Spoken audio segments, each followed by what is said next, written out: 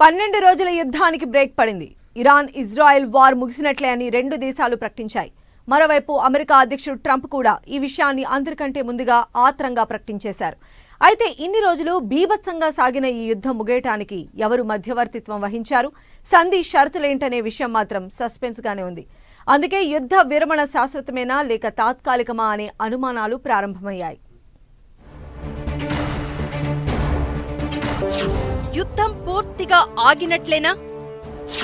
Israel Iran కాల్పుల విరమణకి అంగీకారం. అంతలోనే మళ్లీ ఒప్పందానికి తూట్లంటూ ఇజ్రాయిల్ ఫైర్. రెండు దేశాలు పూర్తిగా కాల్పులను విరమించాయని అమెరికా అధ్యక్షుడు ట్రంప్ ప్రకటించారు. అలానే ఇరాన్ ఇజ్రాయిల్ కూడా దాన్ని అధికారికంగా నిర్ధారించాయి. అయితే మరోవైపు మాత్రం ఇరాన్ తమ ప్రాంతాలపై దాడులు చేస్తోందని ఇజ్రాయిల్ ఆరోపించింది. ఇరాన్ అటాక్ ని సమర్థవంతంగా తిప్పికొడతామని ఇజ్రాయిల్ ప్రకటించింది.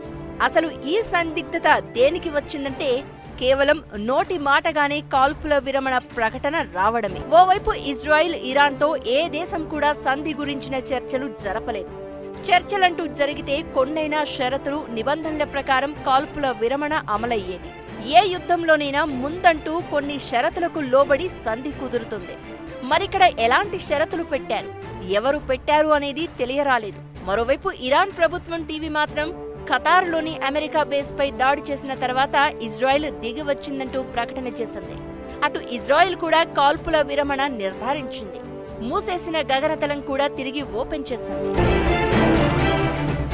అయితే మరోవైపు గందరగోళం మాత్రం కొనసాగుతోంది. అసలు ఈ సంధి తాలూకు షరతులేంటి అనేది అంతుచిక్కలేదు. అయితే ఖతార్ స్వయంగా ఇరాన్తో సంప్రదింపులు జరిపి విరమణ దిశగా ప్రయత్నం చేసిందని తెలుస్తోంది. ఇజ్రాయెల్ కూడా ఇరాన్ తన దాడులను నిలిపివేస్తుందనే షరతుపైనే యుద్ధ విరమణకి అంగీకరించిందని చెప్తున్నారు. ఈ మధ్యలోనే అమెరికా అధ్యక్షుడు ట్రంప్ కూడా తన సోషల్ మీడియా ప్లాట్ఫామ్ ట్రూత్ లో ఈ యుద్ధ విరమణ ప్రకటన చేశారు. మరోవైపు ఇజ్రాయెల్లో కూడా ఈ సీజ్ ఫైర్ పై మిశ్రమ స్పందన వ్యక్తమవుతోంది.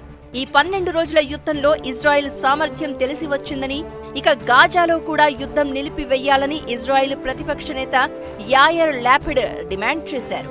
అయితే మాజీ రక్షణ మంత్రి అవిగ్డోర్ లైబర్మన్ మాత్రం ఎలాంటి షరతులు లేకుండా యుద్ధాన్ని నిలిపివేయడం సరైంది కాదని, గాయపడిన సింహాన్ని వదిలేస్తే ఎప్పటికైనా ప్రమాదమే అన్నారు. ఈ నేపథ్యంలో ప్రస్తుతానికి యుద్ధం నిలిచిపోయిందనే చెప్పాలి.